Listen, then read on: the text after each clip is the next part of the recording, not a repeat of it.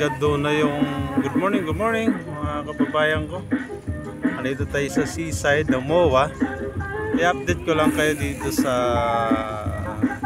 tambak at tinatambakan yung sa likod ng MOA, sa isang MOA. Ganoon na siya kalawak at makikita niyo yung nagagabundok na buhangin na galing din mismo sa dagat na to na sinipsip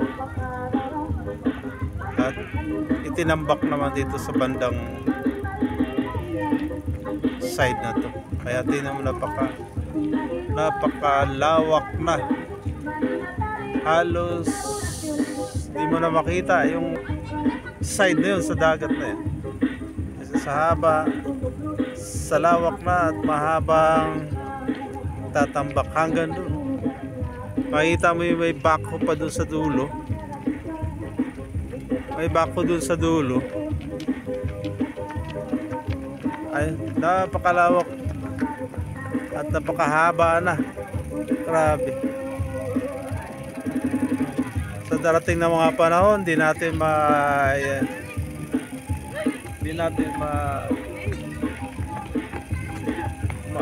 ilarawan kung anong mangyayari doon sa lugar na to. Dahil hindi talaga siya lupa, kundi buhangin lang. Kaya nakikita nyo naman, napakalawak. Magandang lang, umaga sa inyo lahat. Maraming salamat sa pagsubaybay ng aking vlog, Universe Vlog TV Mix. Maraming salamat. Kaya makita ko lang sa inyo kung gaano kalawak ang tampak na.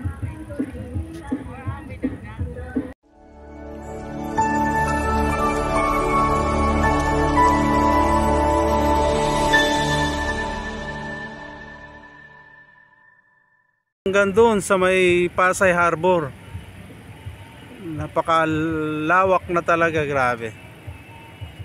Ayan, makikita nyo naggatambak. Sa darating na mga panahon, marami na rin building na makikita mo rin dyan.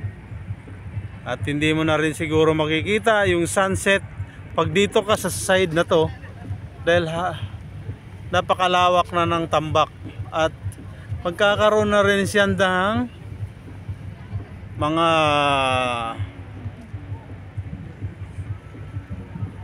magkaroon na rin siyang mga buildings, mahabang buildings dyan. Nakikita nyo hanggang doon na yun, lawak. Doon na yung tambak, napakalawak na. Parang island, ginagawang island, parang ginagaya, ano ba yung tawag dun sa ano? Mag-comment kayo sa bandang ibaba, yun sa Pearl Ocean ng Dubai. Ayan, napakalawak. Parang ito yung plano nila. Lawak na talaga, grabe, no? Manila Bay. Medyo di maganda ang amoy kasi nahalukay yung buhangin. Ilalim nito burak na kasi, kaya medyo di maganda ang amoy siya. Pero napakalawak ng tambak hanggang doon na. Kaya subaybayan natin. Siguro mga 5 years from now, makikita mo na yung improvements, kung